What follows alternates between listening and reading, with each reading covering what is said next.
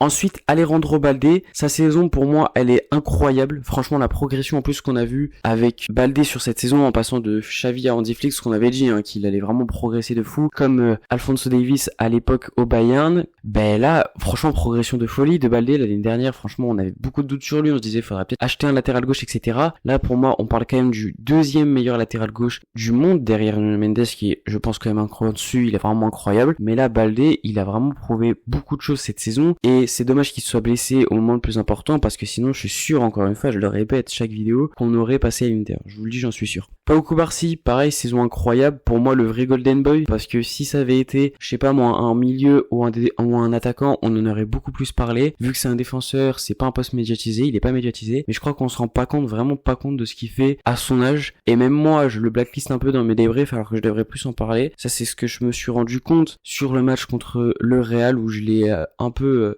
disons, j'ai mal parlé de lui, après, à juste titre, mais je me suis aussi rendu compte que j'ai pas assez parlé de lui tout au long de la saison. Mais vraiment incroyable la saison.